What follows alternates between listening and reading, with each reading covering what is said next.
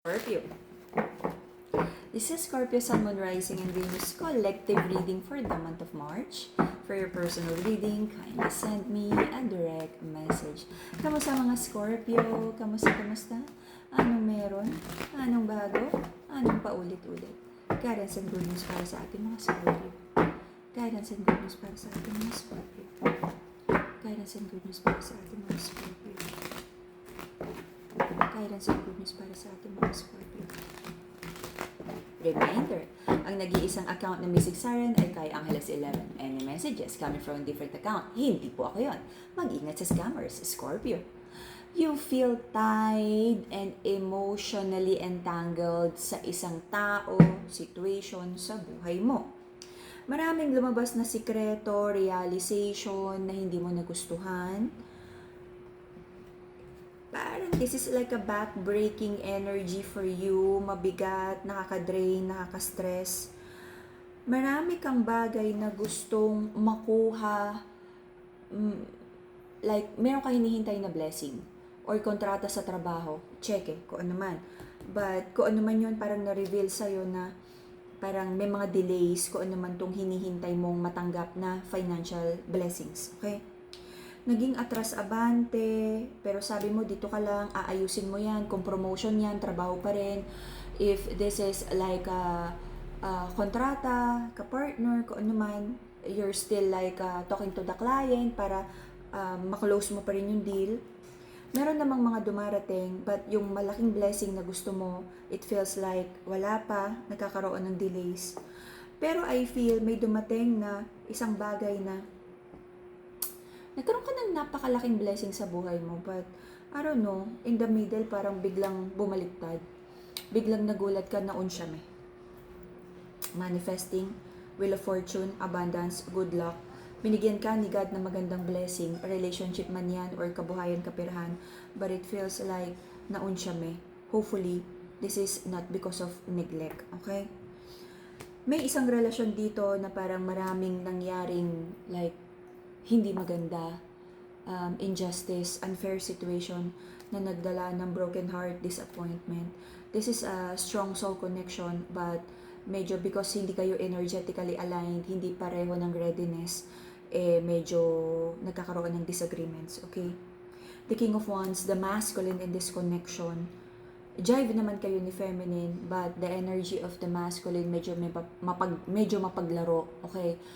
Hindi siya ready na mag-stick sa isa, hindi siya ready for commitment. Kaya tuloy ko yung mga wish fulfillment, yung mga pinangarap and tinatry niyong buuin na future para sa inyong dalawa ay parang yun nga, naunsyame.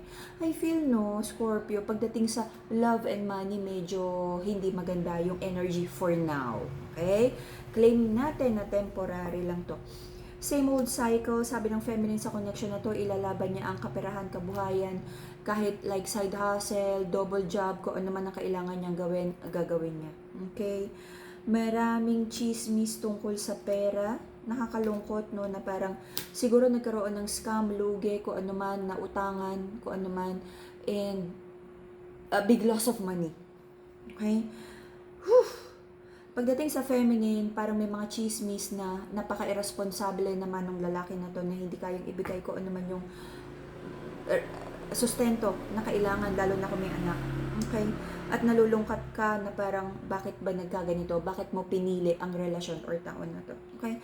But I feel, especially sa side ng feminine, nagmamanifest ka naman ng sarili mong pera para kaya mong buhayin yung sarili mo, mabili mo yung mga bagay na gusto mo, and kung may anak ay mabigay mo yung life na deserve ng mga bata. Okay? Huwag kang mag-alala, meron ako nakikita dito na parating na blessing.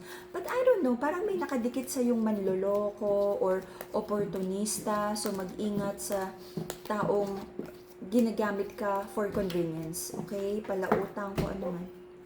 Ingat. So, the reason for the reading is nagkaroon ng ending sa isang importanteng connection sa buhay mo. Sabi mo para walang away. Ending, okay? Ending para walang away. And right now, sabi mo, you're moving forward. Pinipili mo ang katahimikan, kapayapaan, abundance. Focus na lang sa trabaho, pera, provision para sa pamilya, para ding mabuo mo yung like abundant life para sa'yo. Recent past, ang daming naging confusion sa'yo. Bakit ba ito nangyari? Bakit mo nakilala itong mga tao na to? Ano yung lesson? Ano yung dapat mong gawin? Ano yung mga dapat best decision para hindi na ito maulit? Nagkaroon din sa'yo ng confusion, yung mga nalaman mong sikreto, mga revelation. Okay, may mga na-unearth na skeleton sa closet. Alrighty? So, pinagpipray mo kay God, Lord, alam mo na, alam mo na may mga connection dito na sobrang importante sa'yo. Sobrang binigyan mo ng investment, time, love, pagmamahal, pera, resources, kung ano man. Anything valuable, hindi naman yan laging pera. Yung pagmamahal, pagtitiwala, yung years that you spend with this person, that it feels like, sabi mo, sige Lord, you're willing to let this go. But kung bibigyan ka ng sign ni God na parang deserve pa ng another chance, wala namang problema. But for most of you, I feel you're letting go a toxic connection already. Okay? Hindi mo rin mabasa itong tao na to. Parang napakarami niyang sikreto, no? Especially sa side ng feminine. Napakaraming sikreto ng person mo na sabi mo, you cannot build a relationship with someone na parang hindi mo mabasa at napakaraming sikreto at hindi mo alam kung may plano ba talaga sa'yo o wala. Okay? Right now, there's an energy of like a masculine who's trying to reconnect, reconcile, at nagdadala to ng confusion sa feminine na parang, ano ba, balikan ng balik, pero wala ka namang ginagawang like totoong effort to make this connection work out. May nakikita akong sobrang pagod at stress na energy para sa feminine. Okay?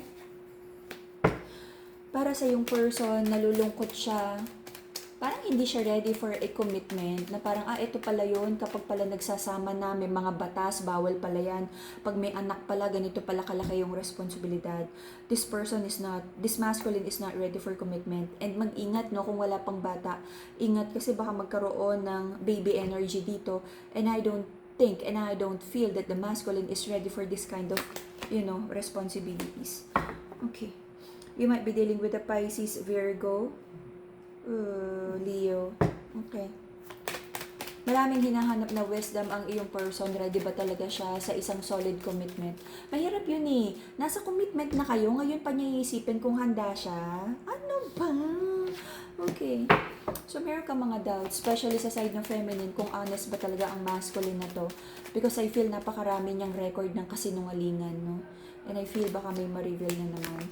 Etong lalaki na to, mahilig mangako, no? And parang ang dating parang nagbabago ng 3 araw tapos may expiry. Susunod, kapag nagtiwala na ulit si feminine, unti-unti bumabalik dun sa hindi magandang ugali or habit or toxic patterns, okay? Toxic yun. Nakaka-stress yun. Nakaka-drain. Okay. So, until around June, maaari kang may mabalitaan na hindi mo na naman magugustuhan. Kasi nungalingan, chismis, like hindi magandang ugali or balita tungkol sa yung person. But I feel the feminine would choose peace, na lumayo na lang. Yung iba sa inyo ayaw na ring makibalita, bahala siya kung ano gusto niyang gawin, bahala siya sa buhay niya, okay? There's an energy here of parang napakabigat ng connection na to. Maaari na namang magkaroon ng hindi magandang pag-uusap. So, feminine, choose yourself, choose your peace of mind, choose your mental health, choose your victory, personal growth. Kung ano man ang pinagdadaanan ni masculine, hayaan mo na siya. Let him fix kung ano man yung mga toxicity na yan na siya muna. Kasi pag sasamahan mo siya, masusugatan, masasaktan ka rin by this person fighting his own demons. Okay? Feminine, alam mo, lalo na kung may hinahabol ka na pangarap, unahin mo yung pangarap mo kasi may nakaabang na naman sa yung magandang opportunity. And hindi mo pwedeng laging hilahin pataas si masculine. Siya kasi yung dapat na mas angat sa'yo. Siya yung tutulong sa'yo paangat. Hindi yung ikaw yung tumutulong kay masculine. Hindi ganun. Mahihirapan kapag ganun because yung mga lalaki, yung mga masculine leaders yan, they would take you kung nasaan sila and not the other way around. So, if you feel na mas malayo ka in terms of readiness and direction sa buhay, you cannot take the masculine where you're at, feminine. It's the other way around. Ikaw yung madadrag if the masculine is not doing the inner work, Ready? So, kailangan gumawa ng better decisions and unahin mo yung sarili mo. And para sa masculine sa connection na to, napakaraming transformation pa na kailangan pagdaanan. And that will be the Scorpio reading for the